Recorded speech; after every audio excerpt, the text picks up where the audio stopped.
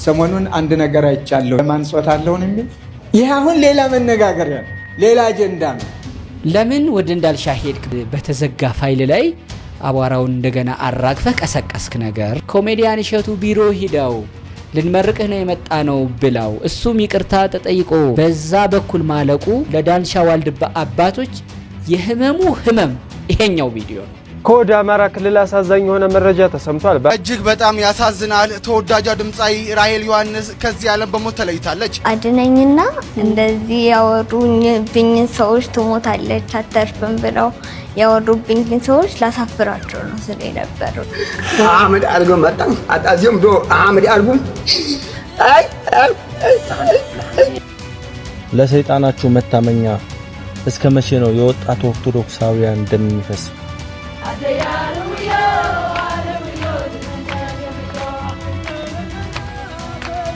ሰላም እንዴት ናችሁ? አዳዲስና ወቅታዊ መረጃዎችን ይዤላችሁ መጣሁኝ። ስላሴ ጾታ አላቸው ባሉት አባት ላይ አቡነ አብርሃም ዝምታቸውን ሰብረዋል። ደግሞ ሌላ አጀንዳ ሲሉም አክለው ተናግረዋል። ጋዜጠኛ ተክለ ሃይማኖት ማለትም እግረኛው ሚዲያ በዋልድባ አባቶችና በእሸቱ ላይ በሰራው ቪዲዮ ምላሹን ሰጥቷል። የሚገርመው ደግሞ ምላሹ እኛ ከጠበቅነው ፍጹም ተቃራኒ መሆኑ ነው። ድምፃዊቷ ራሄል ዮሐንስ ከዚህ ዓለም ድካም አርፋለች። በቅርቡ ወደ ቦሌ መድኃኔዓለም ስትሄድ አግኝቻት እንደዚህ ብላኛለች ስትልም ድምፃዊት ሄለን አጋርታናለች። በዚህ ቪዲዮ የምንመለከተው ይሆናል። የትግራይ እናቶች አሁንም ድረስ እየተማጸኑ ይገኛሉ። ይበቃናል፣ ድንግል ማርያም በቃ በይን እባክሽ ተለመኝን ሲሉም ድምጻቸውን አሰምተዋል። እነዚህንና ሌሎችንም ቪዲዮዎች በሰፊ የምንመለከት ይሆናል። ለዚህ ቤት አዲስ ከሆናችሁ ቤቱን ሰብስክራይብ፣ ቪዲዮን ደግሞ ላይክ እና ሼር ማድረጋችሁን እንዳትረሱ። የካንሰር ታማሚ የሆነችው ታዳጊዋ ብላቴና የተናገረችውን ንግግርና ቲክቶከሯ ዩቲናስ ሆስፒታል ድረስ በመሄድ ያደረገችላትን ነገር እናስቀድም። ሶሊያና ተጫምተሽ ደመና ነያዛኝቶ እመትህትና ደግፊኝ እናቴ ይውላልኝ ቁርጠቴ አቅርቢኝ ከፊቱ ይባረኝ ብረቱ ደግፊኝ የኔ ቆንጆ ይውላልኝ ቁርጠቴ አቅርቢኝ ከፊቱ ይባረኝ ብረቱ የኔ ቆንጆ አድነኝና እንደዚህ ያወሩብኝ ሰዎች ትሞታለች አተርፍም ብለው ያወሩብኝ ሰዎች ላሳፍራቸው ነው ስለ ነበሩ ሌላ ምንም ማለት ነው። ምክንያቱም በቃ ስለሽ እሱ ነው የሰጠኝ እሱ ነው ብትብለኝ ያ ልክ ነሽ። እግዚአብሔር ሰጠ እግዚአብሔር ደሳ። ስለዚህ በቃ ምንም እንትን የለውም። በቃ እኔ ግን በቃ የሁል ጊዜ ጸሎቴ አሁን ደስ በቃ እኔን አድነኝና እነዛን ሰዎች ላሳፍራቸው ነው። ሌላ ምንም ምለው ነገር የለም። ምክንያቱም ስድሽ በቃ አሁን ድረስ እያመመኝ በቃ እንትን አመመኝ ስላቸው በቃ ይሄ አውቃ ነው ለማስታገሻ ብላ ነው ማስታገሻ እንዲሰጣት ብላ ነው። በቃ አውቃለሁ እኮ ሳይድ ኢፌክት አለው ማስታገሻው ግን ስለሽ በቃ እያመመሽ ደግሞ ዝም ከተባልሽ ምንም ሆስፒታል መሆንሽ ጥቅም የለውም። በቃ ስለሽ ምንም እንትን የለውም። ፔንሽን የምታውቂው በቃ መምሽ የምታውቂው አንቺ ነሽ። እዛ ደግሞ አመመኝ ምናምን ስትያቸው በጣም ከባድ ነው የሚሆነው። ከዛ ደግሞ እኔ ደግሞ በቃ ትንሽ ሲሻለኝ ከሁሉም ሰው ጋር መጫወት መግባት ነው የምፈልገው። በዛው ልክ ደግሞ ሲያመኝ እንትን እላለሁ ህመሜን ለመርሳት እሞክራለሁ። ግን ተቋቁሜ ካቃተኝ በቃ ሰንበት ትምህርት ቤት ውስጥ በጣም የምትወጂው ትዝታሽ ምንድን ነው? አብነት ትምህርት ቤቱ እሱ ነው በጣም ደስ የሚልሽ? ኦኬ። ቤተክርስቲያን ስቴጅ በጣም የሚያስደስትሽ ነገር ምንድን ነው ማለት? ጓደኞቼን ማግኘቴ፣ ከዛ ደግሞ ስቴጅ ሰላም እግዚአብሔር ሰጠ እግዚአብሔር ነሳለች። በዚች በብላቴና አንደበት ይህንን ነገር መስማት በራሱ እጅግ በጣም ይደንቃል። እግዚአብሔር ሰጠኝ እግዚአብሔር ነሳኝ ነኝና ትሞታለች ያሉትን ላሳፍራቸው አለች። ስንቶቻችን እንደዚህ የምንለው? ትንሽ ነገር ስናገኝ ማጉረምረም፣ ትንሽ ነገር ሲነካን ማጉረምረም፣ ከሷ በእድሜ የተሻለነን ብለን የምናስበው ማለት ነው። እቺ ብላቴና ግን ያለችውን ሰምታችኋላ?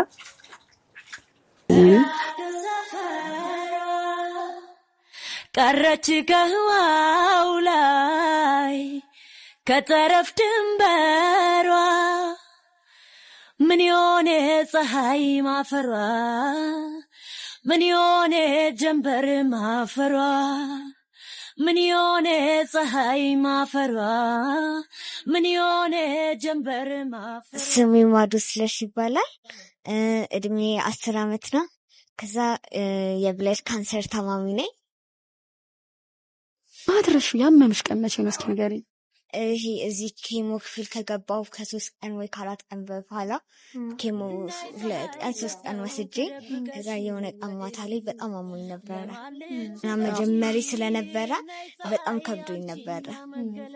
እዚህ የሆስፒታል ማለት ነው ይሄ ደነሽ ሳትወጪ ቶሎ አሁን ነው ማለት ነው ማድረግ የምትፈልጊው ይሄ በቃ በህይወትሽ ይሄ በጣም የምትመኚው ወይ ደግሞ መጥቶ ቢጠይቀኝ ብለሽ የምትመኚው ታዋቂ ሰው ምናምን ብቻ የምትፈልጊው ነገር ላደርግልሽ ነውና ምንድነው የምትፈልጊው? ማግኘት ፈልገው ሰው ነው የምትፈልጊው ነገር ማግኘት ፈልገው ሰው እሸቱ መለሰን ዶንኪቲ የሚሰራው ማለት በጣም ትወጂዋለሽ? ነት ቢመጣት ይመኛልሽ? እሺ እሸቱ መለሰን እንግዲህ ብላለች። የምንችለውን ሁሉ ነው የምናደርገው ለማምጣት። ሌላ ሰው ጨምሪልኝ፣ አንድ ሰው ሌላ ጨምሪልኝ።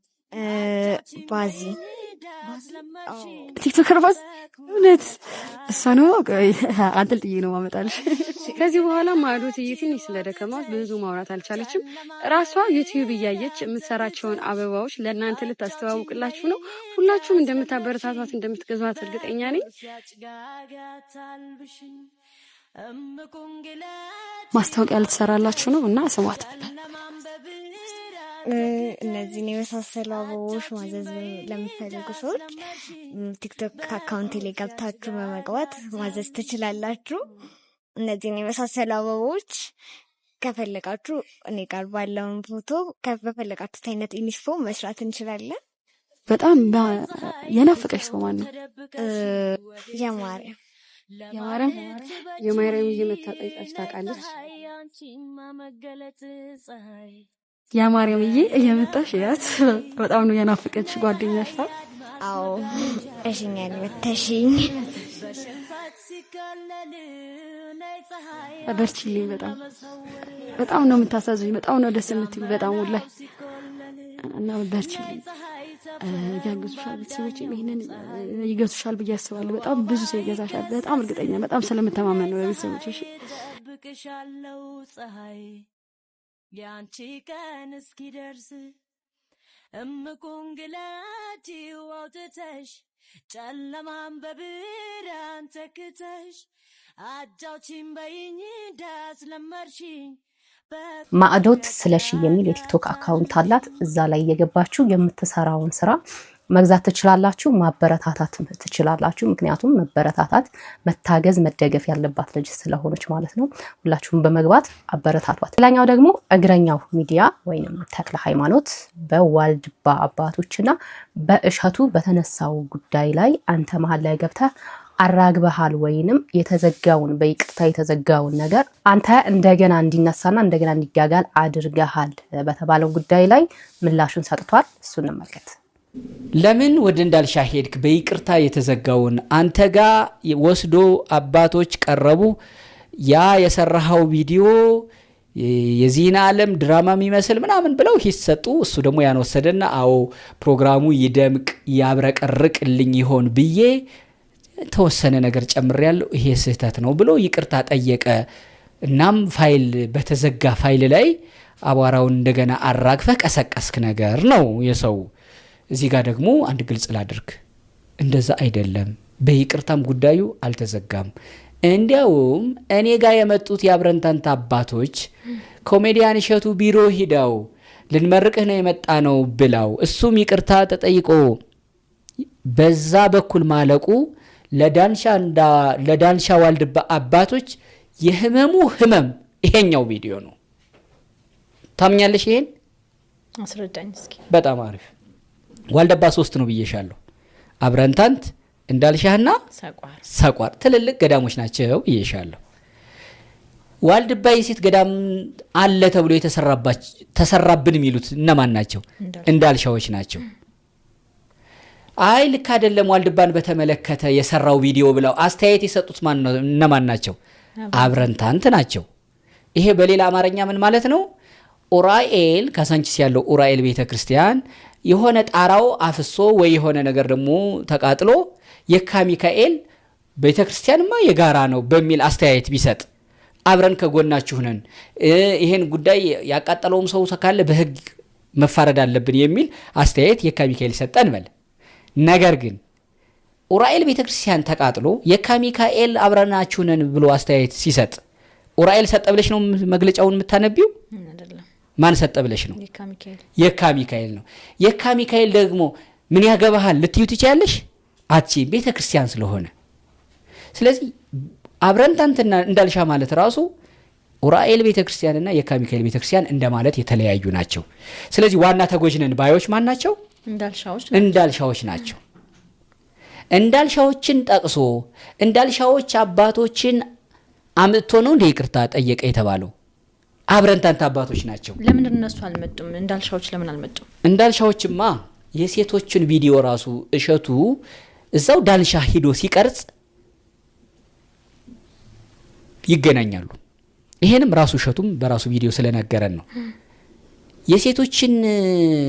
የሴቶችን ማደሪያ የሴቶችን ሲቀርጽ ዋለና የሴቶች ሞፈር ቤት የሚባለው ጋር የሴቶች ማደሪያቸው ላይ እዛ አሉ የተሰሩ ቤቶች እነሱ ጋር ወንድ ማደር አይችልም። ስለዚህ በገዳሙ ህግ ወደ ወንዶች ነው ሂዶ ማደር የነበረበት። ለማደር ወንዶች ጋር ሂዶ አደረ። ሲያዩት እሸቱ ነው።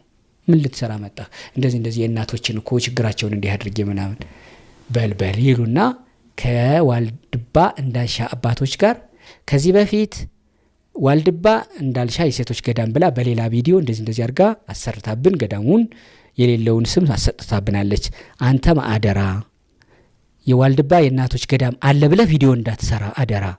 እነሱ ሞፈር ቤት የሚኖሩ አፈር ጠባቂ ነው የሚባሉት በእኛ ስር ሆነው እኛ እያገለገልናቸው ሲሞቱ ገዳሙ ጋር ገብተው ለማረፍ ነው እዚህ የተቀመጡት። ይሄ ነው። እርዳታ ግን መሰብሰብ ይችላሉ። እኛም ደስ ይለናል። እኛም ነው የምንረዳቸው። ደግሞ እናንተ ከረዳችኋቸው እኛ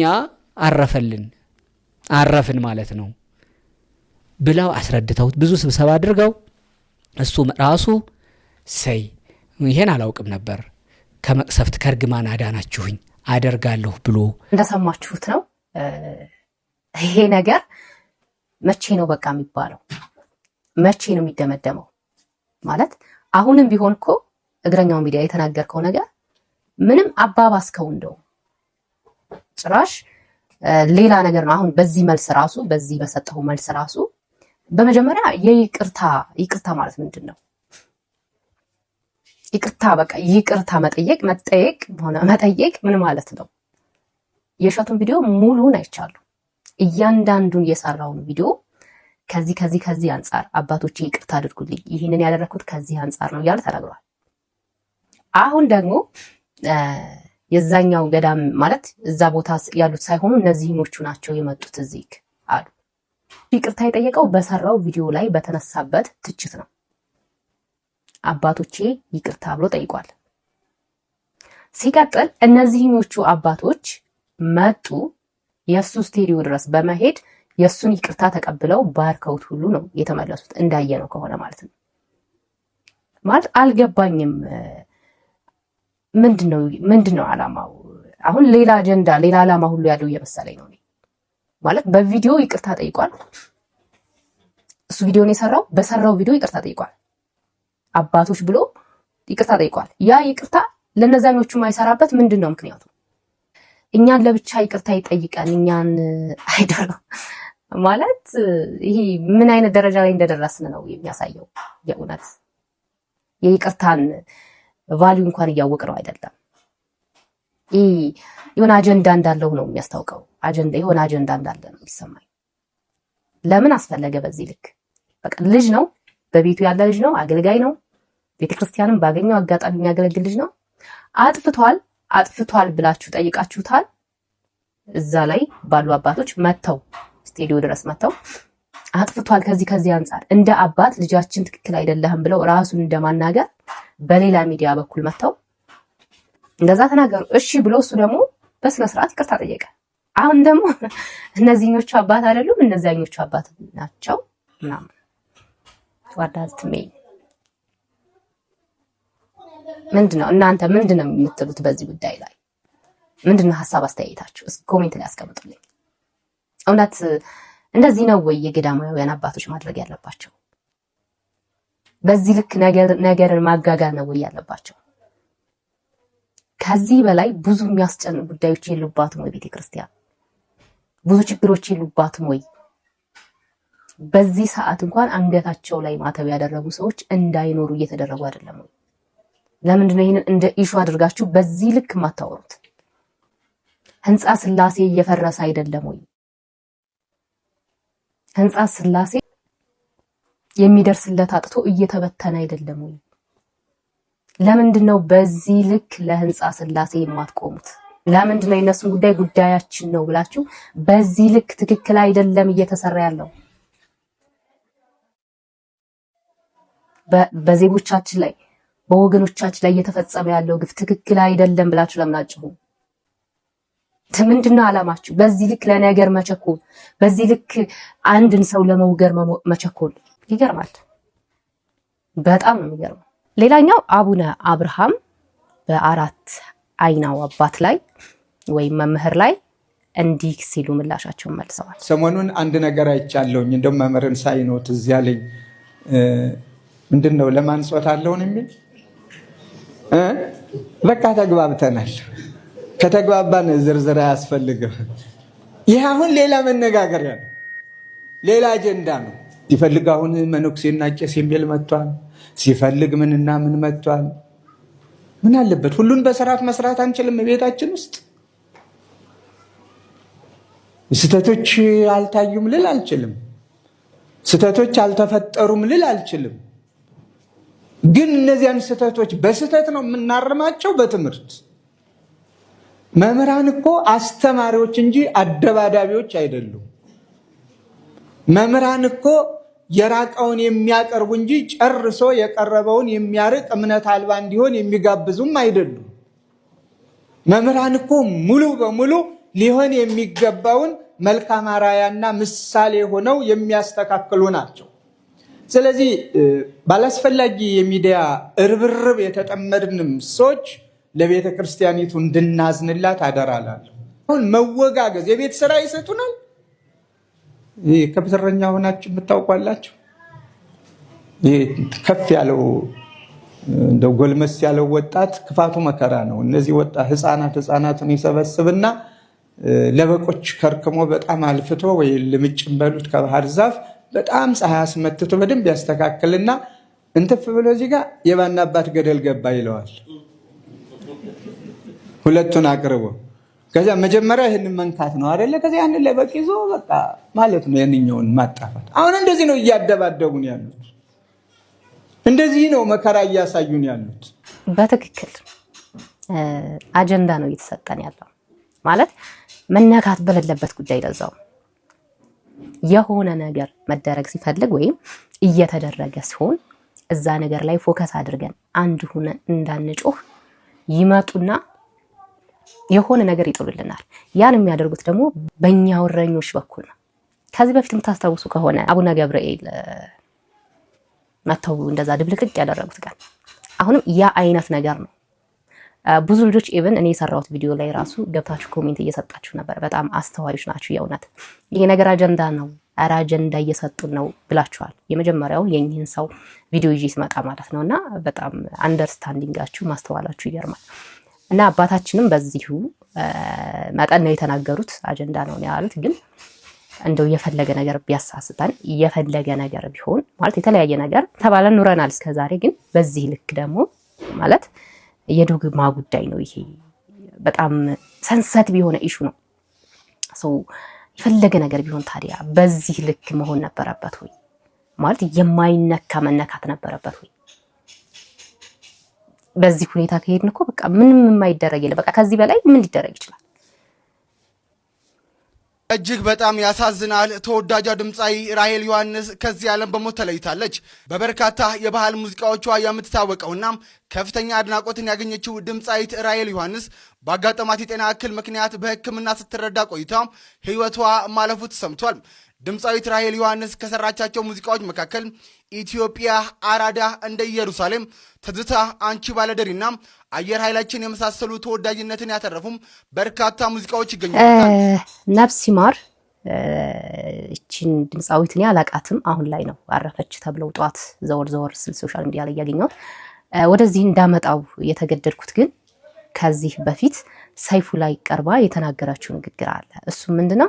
ዘፈን ካቆምኩኝ 15 ዓመት ሞዴ 15 ዓመት ነው ዘፈን ካቆምኩ። እንዴት ነው ከዘፈኑ በፊት ከማቆምሽ በፊትና ከማቆምሽ በኋላ ብሎ ሲጠይቃት ከማቆምሽ በፊት ምንም ጊዜ አልነበረም እስከ ማታ ድረስ ዘፈን ነው የምሰራው። ምሽት ክለቦችንም ስለምሰራ በጣም አመሻለሁኝ። ነገር ግን ዘፈን ሳቆም እንደዚህ አይነትም ህይወት አለ እንዴ ብዬ ተደነቅኩኝ አለች። እንዴት ሲላት ሙሉ ቀኔን በጎ ስራዎችን ነው የምሰራው። የታመሙ ጠይቃለሁ፣ ቤተክርስቲያን ሄጄ አስቀድሳለሁ።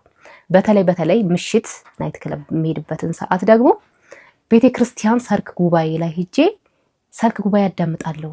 ህይወቴ ፍጹም ሰላማዊ ነው። እንዲህ አይነት ህይወትም አለ እንዴ እንድል አስገድዶኛል ስትል የነበራትን ሰላምና ከዛ ወደዚህ ስትመጣ ምን አይነት ፍጹም የሆነ ደስ የሚል ህይወት ስትኖር እንደነበረ ስትናገር ሰማሁኝና በጣም ገረመኝ። በዚህ ሁኔታ ላይ ሆና ወደ እግዚአብሔር መሄዷ ደግሞ አስደሰተኝ። ሄለንም እንዲህ ስትጨምራለች። እዚህ ቪዲዮዋ ላይ ካፕሽኑ ምን ይላል መሰላችሁ? በአጋጣሚ ነበረ ወደ ቦሌ መድኃኔዓለም ሲሄድ እርሷም ልታስቀድስ መንገድ ላይ የተገናኘ ነው። እናም እንደምትወደኝ ነገረችኝ። እኔም እንደምወዳት ድምጿንም እንደማደንቀው ነግሬያት አሁን አትዘፍኝም ስላት አሁን ለመድኃኔዓለም ነው የምዘምረው ብላኝ ነበረ። አው መድኃኔዓለም በቅፉ አድርጎሽ በቤቱ አጽንቶ የራሱ ያደረገሽ አምላክ እኔንም ለዚህ ክብር ያብቃኝ እያልኩ ነፍስሽ በሰላም ትረፍ በአብርሃም በይስሐቅ በያዕቆብ ወገን ያስቀምጥልን ስትል ድምፃዊቷ ጽፋለች ማለት ነውና ዘፈን የምትሰሩ እህት ወንድሞቻችን እንደዚህ ወደ ቤቱ ተመልሳችሁ ያን ድምጻችሁን እሱን ለማመስገን ያብቃችሁና እንደዚች እንደናታችን ወይም እንደ እህታችን ልትጠሩ ምኞቴ ነው። ለሰይጣናችሁ መታመኛ እስከ መቼ ነው የወጣት ኦርቶዶክሳውያን ደም የሚፈስ? እስከ መቼ ነው ለስልጣናችሁ ማርዘሚያ የኦርቶዶክሳውያን የባለ ማህተቦች ወንድሞች እህቶች ደማቸው የሚፈስ? እስኪ አሜሪካ ካናዳ የላካችኋቸው ልጆቻችሁን እያመጣችሁ እስኪ ጦርነቱ ላይ እስቲ ማግዷቸው። ከባለፈው 2 ሚሊዮን በላይ ባለማህተብ ብቻ ይሰማል። ባለማህተብ ብቻ የሆነ ኦርቶዶክሳውያን የሆኑ ወንድሞች ተገበሩ። እኛም ምንም እንዳልተፈጠረ ምንም እንዳልሆነ በቀናት ጊዜ ውስጥ ረሳን። ያንን ሁሉ ጠባሳ ግን ለቤተሰቦችና በዛ አካባቢ ለሚገኙ ሰዎች ተረፈ። ስለዚህ ይህንን ነገር እንደ ህዝብም እንደ ወንድምም እንደ መላ ነገር ሆነን ልንቃወም ይገባል።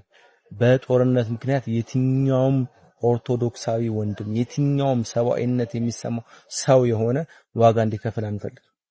የእናንተ ልጆቻችሁን እያመጣችሁ ሀገር ወዳድነት ከሆነ የያዛችሁ ክብር ከሆነ የወደዳችሁት ስለዚህ ክብርን ደግሞ ማስጠበቅ በገዛ ልጅ ያምራል። ስለዚህ የገዛ ልጆቻችሁን እስኪ ያመጣችሁ ማግዱ።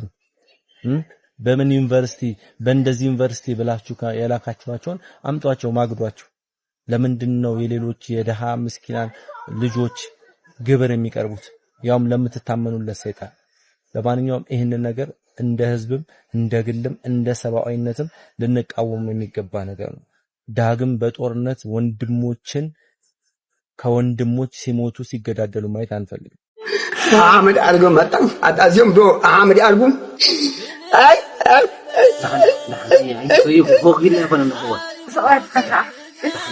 መራኻ ሂዱ ሸቂል እዮም ጸለይ ነይሩ በጣም ከሂዱ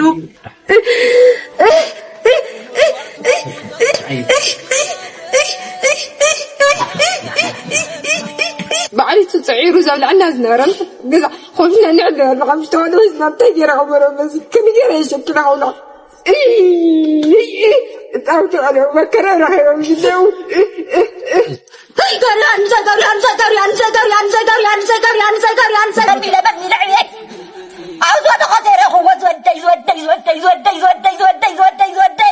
የሰማችሁት ድምጽና ያያችሁት ምስል የትናንቱ የጦርነት ስቃይና ዛሬም ድረስ በየቀኑ የሚያለቅሱ ወላጆች እውነተኛ መከራ ምስክር ነው። የትግራይ እናት እንባዋ እንኳን ሳይደርቅ ዳግም ሌላ አዲስ የለቅሶ ምዕራፍ መክፈት ፍጹም ጨካኝነት ነው። እነዚህ ከጀርባ የምትመለከቷቸው የትግራይ እናቶች አርሰውና ነግደው ጥረው ግረው ሲጠሯቸው የነበሩ ልጆቻቸው በሙሉ አልቀዋል። አሁን ላይ ከጀርባ ስክሪኑ ላይ እንደምትመለከቱት ወላጆች የሚጦራቸው አጥተው በረሃብ አለንጋ እየተገረፉ ይገኛል። የሞቱት ልጆቻቸው ድንገት ይመጡ ይሆን በሚል ተስፋ በቆረጠ ስሜት ደጃፍ ላይ ቆመው በየቀኑ በር እያዩ የደም እንባ ያለቅሳሉ። በድሆች ደምና እንባ ላይ የስልጣን ወንበራቸውን ለማደላደል የሚሰሩ የትውልድ እልቂትና መከራ ፈጽሞ የማይሰማቸው ራስ ወዳድ ጨካኝ ፖለቲከኞች ዛሬም በገዛ ቀያቸው ጧሪና ቀባሪ አጥተው በሐዘን እየማቀቁ የሚገኙ ምስኪን ወላጆችን የአይን ማረፊያ የመጨረሻዎቹን የህይወት ተስፋዎቻቸው በጠበንጃ አፈሙዝ እየነጠቁ ለሚቀሰቅሱት አዲስ የጦርነት ነጋሪት ማገዶነት እያዘጋጇቸው ይገኛሉ። ይህ ለገዛ ስልጣናቸውንና ጥቅማቸውን ለማስጠበቅ ሲሉ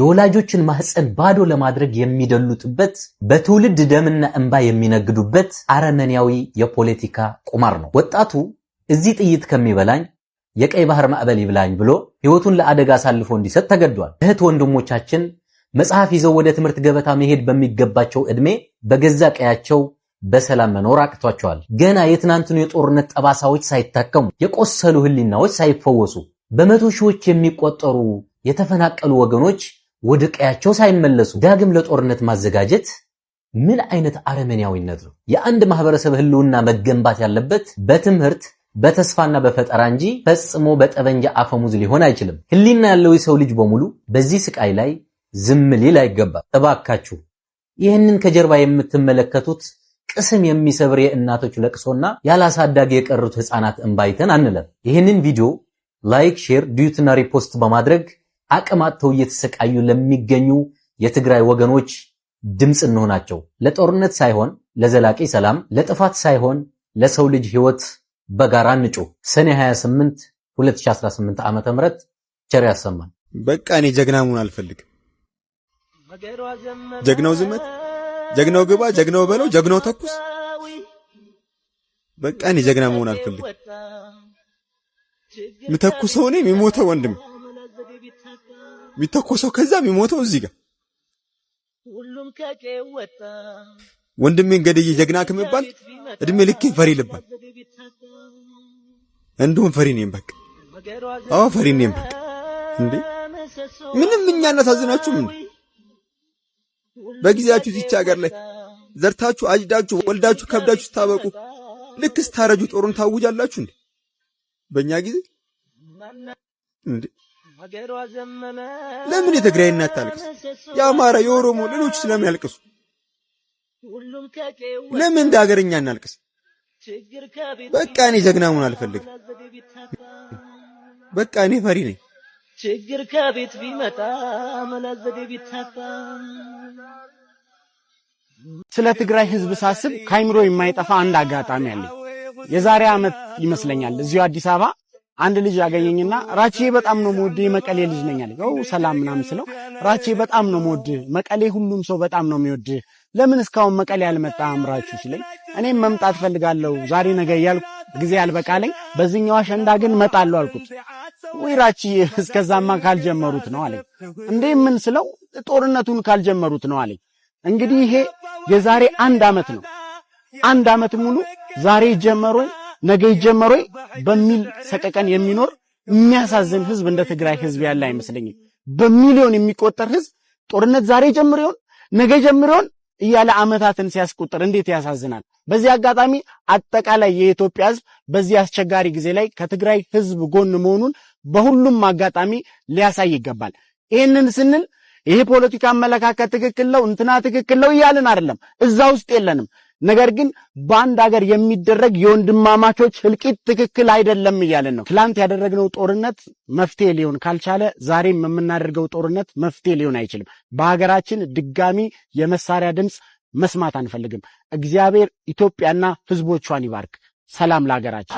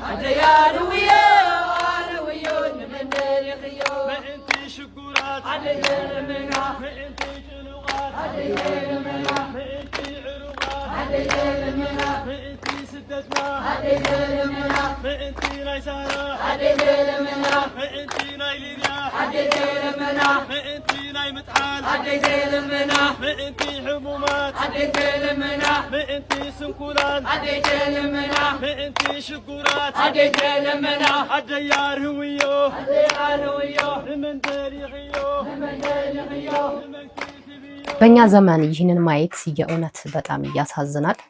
በዛም በሉ በዚህም በሉ እንደሚታወቀው በትግራይ ክልል አብዛኛው ኦልሞስት 100% በሚባለው ኦልሞስት ማለት ነው ኦርቶዶክሳውያን ናቸው እና ይሄ ድርጊት ሲፈጸም የሚጠቃው ወይም ቁጥሩ እየተቀነሰ ያለው ኦርቶዶክሳውያኑ ነው። ስለዚህ ይህንን ጉዳይ ልንቃወም ይገባል። ይህንን ጉዳይ ትክክል አይደለም ልንል ይገባል። ይህንን ጉዳይ ልናወግዝ ይገባል። ምክንያቱም እንዳያችሁት የትግራይ እናቶች ጧሪ አጥተው በዛ እድሜ አይምሯቸውን አጥተው የሞቱ ልጆቻቸው ይመጡልናም ብለው በተስፋ እየጠበቁ ባሉበት በዚህ ሰዓት ድጋሚ ደግሞ የመጀመሪያ ልጇ ሀዘኑ ሳይወጣላት የባሏ ሀዘን ሳይወጣላት ትንሽዬዋን ልጇን ውያዋ ውስጥ ያለውን ልጇን ደግሞ በግድ አውጥተው ሊማግዱት እየተሰለፉ ነው።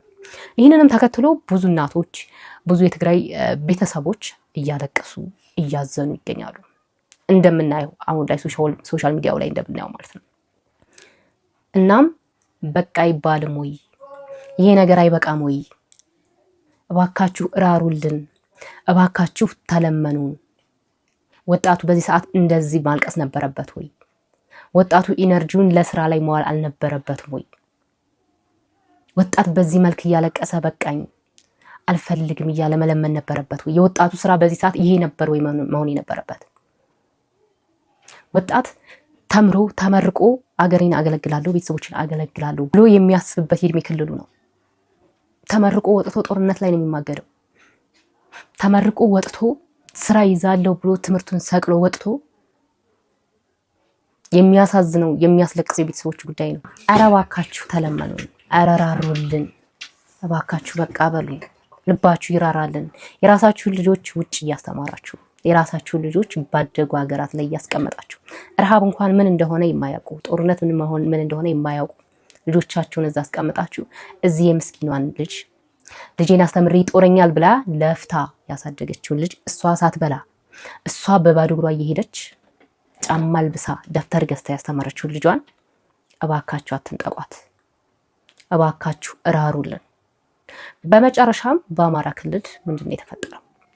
ከወደ አማራ ክልል አሳዛኝ የሆነ መረጃ ተሰምቷል። በአማራ ክልል ምዕራብ ጎጃም ዞን ጨረቃ አቅራቢያ በዛሬው ዕለት ሰኔ 26 ቀን ከጠዋቱ 3 ሰዓት ላይ ድል ነሳው የተባለ የሸልቶ ካሶኒ መኪና አሽከርካሪ በታጠቁ ዘራፊዎች በጥይት ተመቶ መኪናው በመውደቁ ህይወቱ ማለፉ ታውቋል። ይህ አሽከርካሪ ኑሮን ለማሸነፍ ደፋ ቀና እያለ ባለበት ወቅት ለገንዘብ ሲባል በጥይት ነፍሱን መንጠቅ ትልቅ ጭካኔ መሆኑንና በአሽከርካሪዎች ላይ እየደረሰ ያለውን እገታና ህይወት ማጥፋት መንግስት ችላ ማለቱን ትቶ በአስቸኳይ ትኩረት ሊሰጠው እንደሚገባ ህብረተሰቡና የሙያ አጋሮቹ በከፍተኛ ሀዘን እየገለጹ ይገኛሉ። ሐሳባችሁን በኮሜንት አጋሩኝ።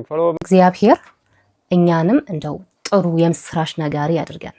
እሱ ቀን ነው የሚናፍቀኝ ማለት እንደዚህ ተፈጠረ፣ እንደዚህ ሞተ፣ እንደዚህ ሆነ ከማለት ወጥተን በዚህ ቦታ እንደዚህ ጥሩ ነገር ተደረገ፣ በዚህ ደግሞ እንደዚህ አይነት ጥሩ ነገር ተደረገ ያን ለእናንተ የምናበስርበት ቀን ይናፍቀኛል። የእውነት ለመናገር ማለት ነው። ፕሮግራማችን ይህንን ይመስል ነበረ። በሌላ በአዲስ ቪዲዮ ተመልሼ እስከመመጣ ድረስ ለዚህ ቤት አዲስ ከሆናችሁ ቤቱን ሰብስክራይብ፣ ቪዲዮን ደግሞ ላይክ እና ሼር ማድረጋችሁን እንዳትረሱ። ኢትዮጵያ ሀገራችንን፣ ኦርቶዶክስ ሃይማኖታችንን እግዚአብሔር ይጠብቅልን። ቻል ቆዩ።